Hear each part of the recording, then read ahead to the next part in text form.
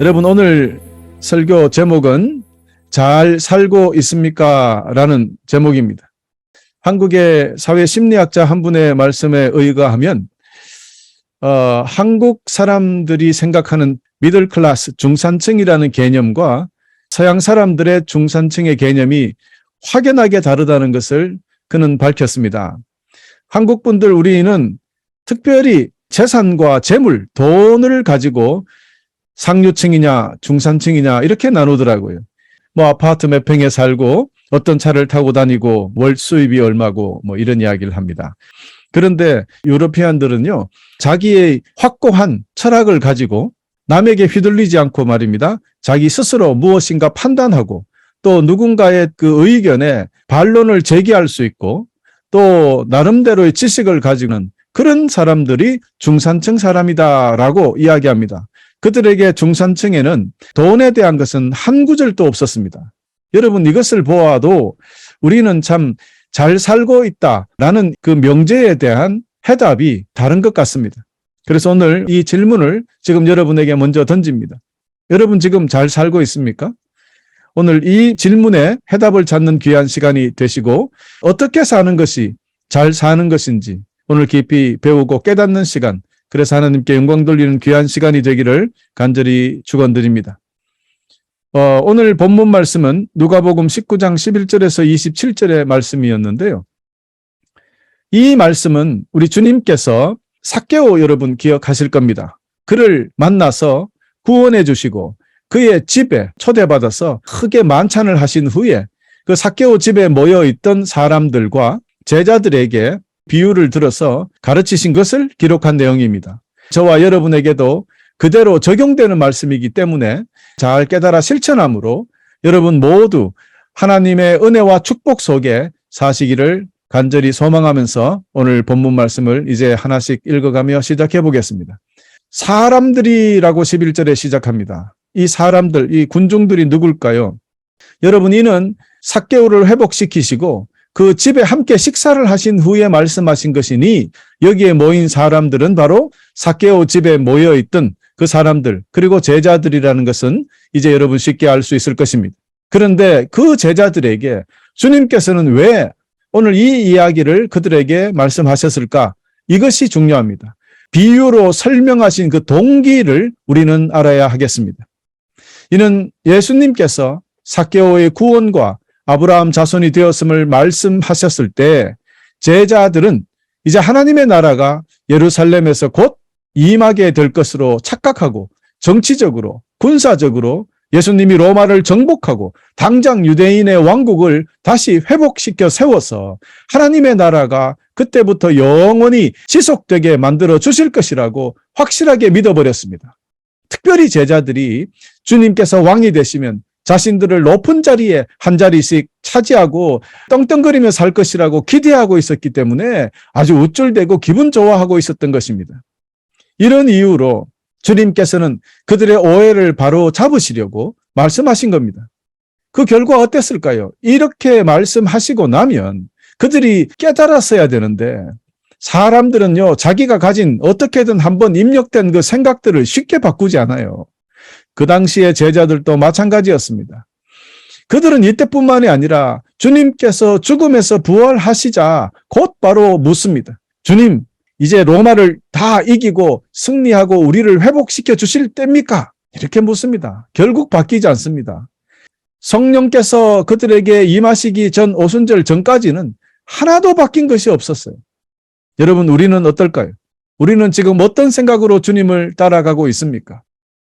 여러분, 이 오늘 본문 말씀을 비유로 다 설명하고 나서 다른 사람들은 눈치를 못 챘을지 몰라도 가룟 유다는 주님이 이 나라를 회복시키지 않으려고 하는구나 깨닫고 크게 실망합니다. 그래서 그가 예수님을 은 30에 팔아버리는 배신을 하게 되는 동기가 이 비유에서 비롯된 것이 아닌가 추측해 볼 수 있습니다. 여러분, 우리가 주님을 잘못 알게 되면 우리도 가룟 유다처럼 주님을 팔아버리고 마는 일이 생기게 된다는 것입니다. 그래서 오늘 주님께서 비유하신 것을 잘 깨달아서 주님을 모시며 주님을 따라가며 축복받는데 부족하지 않는 우리 모두가 되어야 하겠습니다. 12절 보시면 어떤 귀족이 왕위를 받으려 먼 나라로 갔다고 시작하는데요. 사실 이는 역사적으로 이런 예가 있었습니다. 헤롯 아들 아겔라오가 BC 4년에 이스라엘의 분봉 왕권을 받기 위해서 로마 황제에게 다녀간 일이 있었습니다. 그렇습니다. 예수님께서 역사적인 사건을 토대로 이 세상을 떠나 천국에 가셨다가 하나님으로부터 이 세상을 통치할 왕권을 가지고 다시 오실 것을 비유로 말씀하신 것입니다. 이를 해석하자면 예수님께서 떠나가셨다가 다시 오실 때까지 그 기간 동안은 제자들, 즉 주님의 제자된 저와 여러분이 청지기 임무를 수행하라는 명령임을 이제 우리는 잘 이해를 할 수 있을 것입니다. 여러분은 사명을 감당하고 있습니까? 어떤 사람들은 이렇게 말합니다. 나는 주님으로부터 특별한 임무를 받지 않았다. 이렇게 이야기하기도 합니다. 과연 그럴까요? 13절에 보면 10명의 종에게 모두 동일하게 한 문화씩 나누어 주었다 그랬죠. 그리고 장사하라 그랬어요. 자, 그러면 딱 10명만 나누어 줬다 하니까 10명 외에 다른 종이 있었는지도 모르겠지만 10명만 나눠주면 10명만 임무를 감당하면 되지 뭐 나머지는 뭐 안 해도 되지 않느냐 이렇게 해석을 해버리는 것 같아요. 그런데 여기 숫자 10에 대해서 생각을 해봐야 됩니다.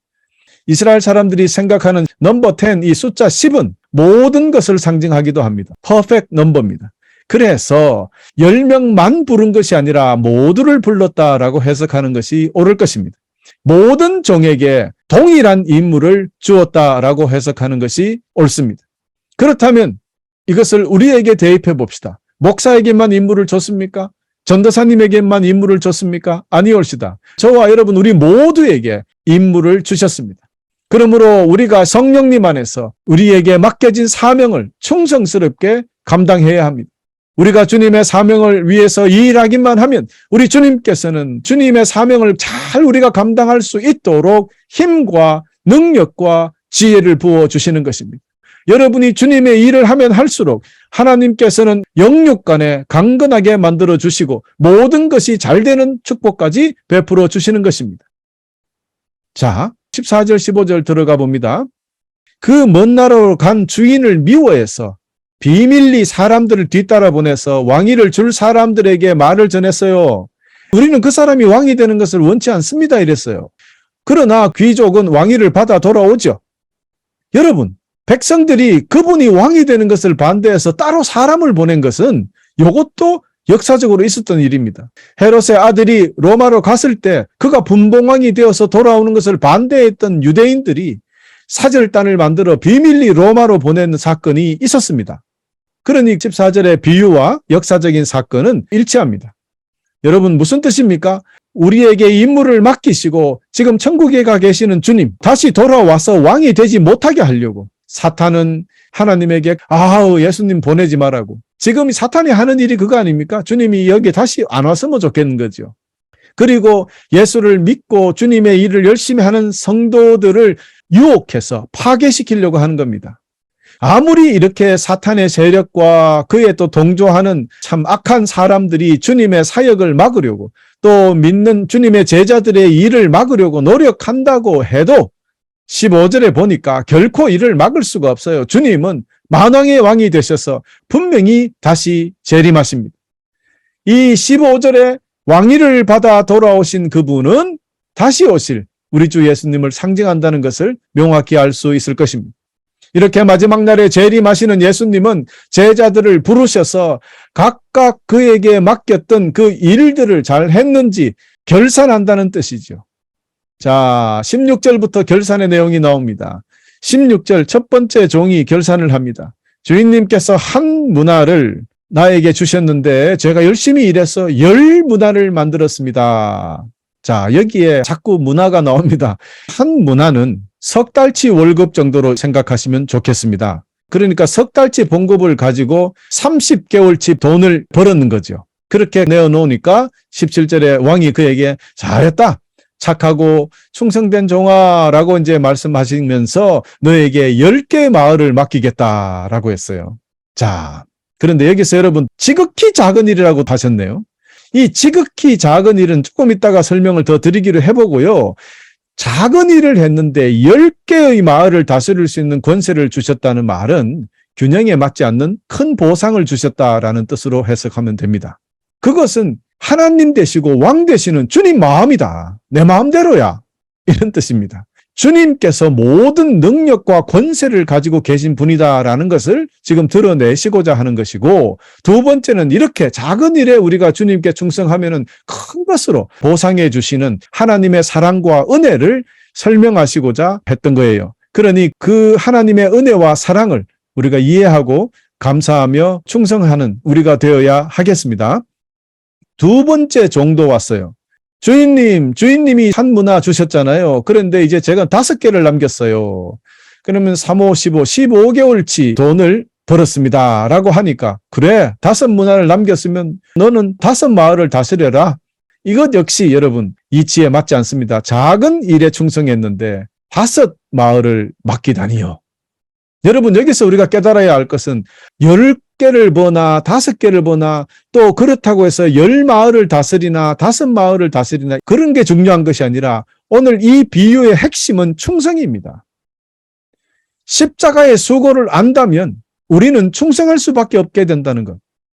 주 예수 그리스도의 사랑을 깨닫게 되면 우리는 더욱더 충성하게 된다는 것을 오늘 깨달아야 한다는 것입니다.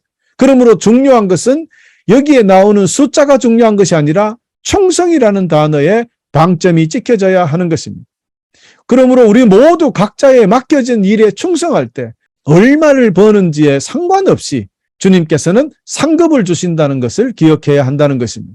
각 종들에게 동일한 하나를 주셨으므로 동일한 결과를 원하십니다. 그 동일한 결과가 10개를 남겼느냐 5개를 남겼느냐가 아니라 충성했느냐, 그것을 보신다는 것을 여러분 기억해 두시기를 바라고요. 목사님이든 평신도님이든 다 동일한 사명을 받았다. 자, 공평하신 하나님께서 이렇게 우리에게 공평하게 나누어 주셨고 우리에게도 동일한 충성을 원하신다는 것. 그러므로 여러분, 남들과 비교해서 불평하다가 아까운 시간을 다 허비하지 말고 우리에게 주어진 일에 그저 충성하고 지혜로운 종들이 되어 주시기를 간절히 부탁드리겠습니다. 자, 이제 세 번째 종이 결산을 합니다. 주인님, 돈 보십시오. 이거 주인님이 준 그 한 문화를 수건에 싸두었습니다. 여러분, 수건에 싸두었다니까 석 달치 봉급을 어떻게 싸두냐. 한 문화는 주먹만한 은전입니다. 그거를 그냥 수건에 싸두은 거죠. 그리고는 뭐라고 하냐면 21절이 가관입니다. 주님은 보니까 맡기지도 않은 것을 가져가시고 심지도 않은 것을 거두어 드리는 아주 무서운 분이라고 이렇게 이야기를 했어요. 그러자 22절에 주님이 뭐라 그러십니까? 악한 종아, 네가 한 말로 너를 판단하겠다. 너는 내가 맡기지도 않은 것을 가져가고 심지도 않은 것을 거두어 드리는 엄한 사람으로 알았느냐? 그렇다면 왜 내 돈을 은행에 맡겨서 내가 왔을 때 이자와 원금을 받지 않고 그냥 원금만 주느냐? 이렇게 꾸중했습니다. 자, 그 이유가 무엇이라 그랬습니까? 꾸중받은 이유가 21절 다시 한번 보실까요? 주인이 맡기지 않은 것도 가져가시고 심지 않은 것도 거두어간다는 무서운 사람이라고 고백한 그 구절 있죠? 여러분, 그래서 돈을 잃어버릴까 봐, 좀 잘못될까 봐 원금만 보관하고 있다가 드린다고 이렇게 이야기했어요.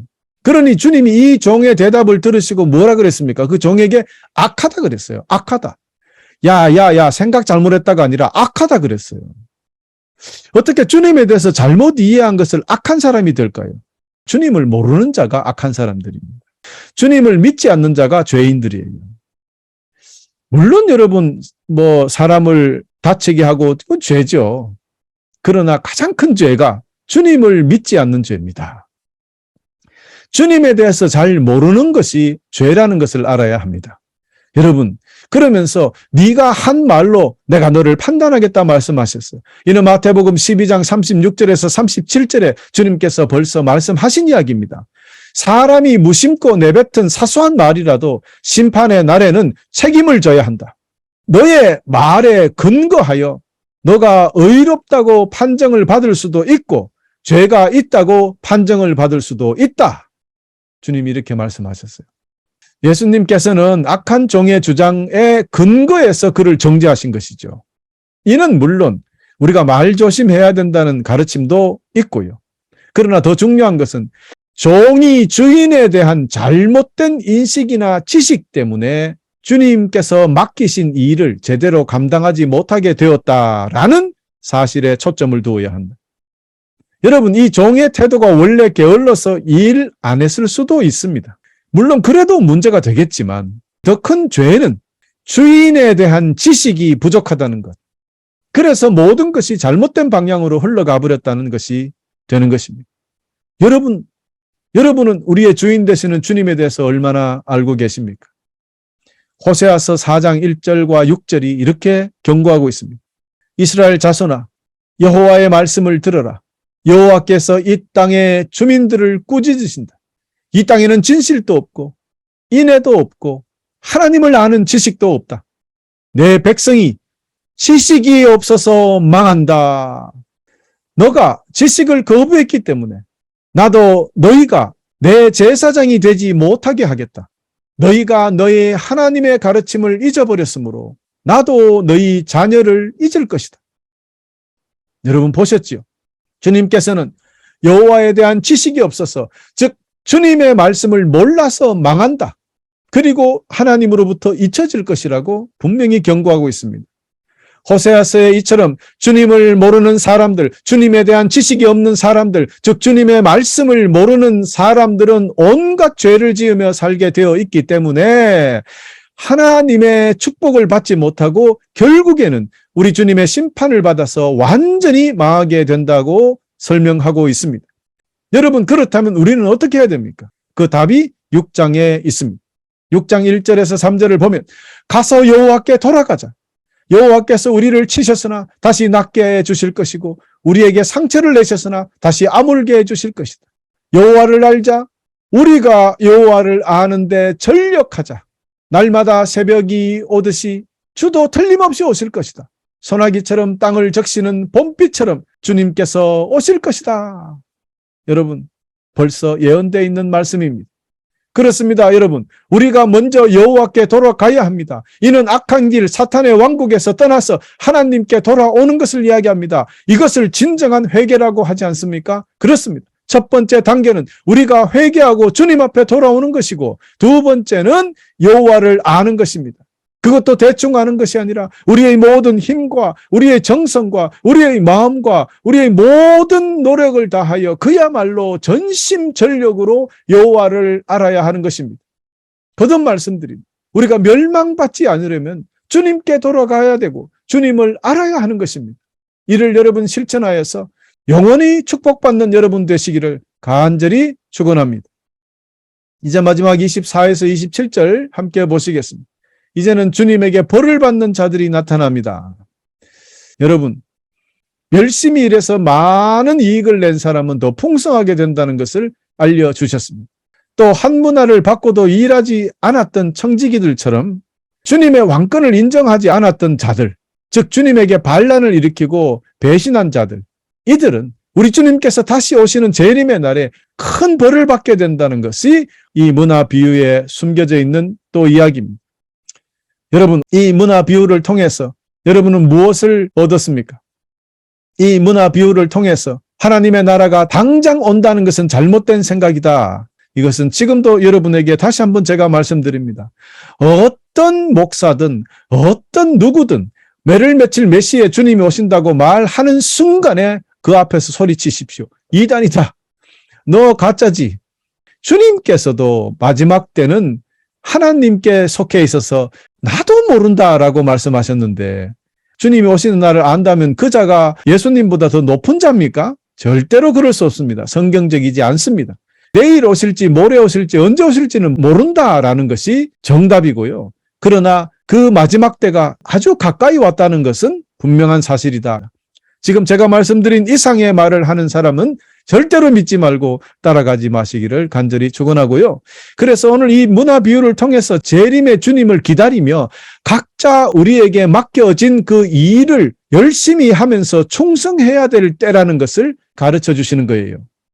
여러분, 그렇습니다. 여기서 우리가 꼭 기억해야 될 것은 목사나 평신도나 누구에게나 동일한 사명을 주셨다는 것이고 또 그 동일한 사명을 받은 우리는 동일하게 충성을 해야 된다는 것을 강조하고 있는 것이 오늘 이 비유다. 여기에 아무도 예외가 없다는 것 다시 한번 확인해 드립니다. 우리 모두 그저 맡겨진 것으로 주님의 나라를 위해서 최선을 다하여 충성하면 되는 것입니다. 17절 말씀과 같이 이익을 남긴 종에게는 지극히 작은 것에 충성했다 그랬어요. 아니 여러분, 석 달치 봉급을 가지고 이 10배로 30개월치 돈을 이익을 남겼으면 10배 장사했으면 잘했다 그래야죠. 그런데 지극히 작은 것에 충성했다고 했어요. 그렇습니다. 주님께서 지극히 작은 일에 충성했다고 하신 것처럼 우리에게 맡겨진 일은 말씀 그대로 지극히 작은 것입니다. 주님께서 우리에게 맡기신 그 임무는 바로 하나입니다. 십자가의 복음을 온 세상에 전하라는 것입니다. 예수 그리스도께서 살아나셨다는 것을 전하고 그분이 다시 오신다는 것을 전하라는 것뿐입니다. 이 작은 일을 하기만 하면 저 영원한 천국에 들어가는 영원한 생명을 상으로 주시겠다니 얼마나 감사한 일입니까? 그러나 또한 우리가 기억해야 할 것은 이런 작은 일도 하지 않다가 또 주님을 왕으로 인정하지도 않다가 혹은 주님을 거부하며 대적하며 반항하는 자들은 반드시 마지막에 무서운 벌을 받게 된다는 것도 함께 우리 가슴에 새겨둡시다. 사랑하는 교우 여러분, 우리 주님은 좋은 것을 우리에게 공평하게 주셨습니다. 그것도 문화나 달란트 정도가 아니라 십자가에서 주님의 귀한 생명을 우리에게 주셨습니다. 그러므로 주님께서 맡겨주신 작은 일에 충성하는 이 귀한 일은 내일로 미룰 수가 없습니다, 여러분.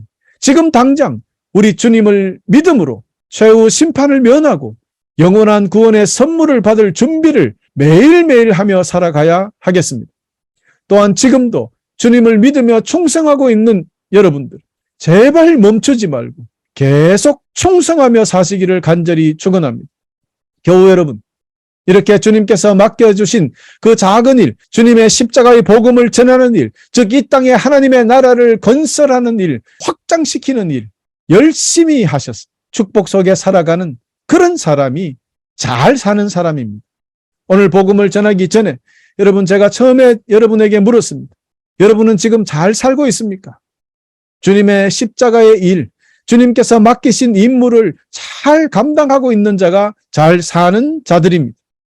여러분, 이렇게 주님의 명령에 순종함으로 여러분 모두 한 사람도 빠짐없이 크고 놀라운 상급을 다 받는 사람, 주님의 축복 속에 사는 사람, 즉 진짜로 잘 사는 사람들이 다 되어주시기 우리 주 예수 그리스도의 이름으로 축복하면서 오늘 말씀을 마치겠습니다.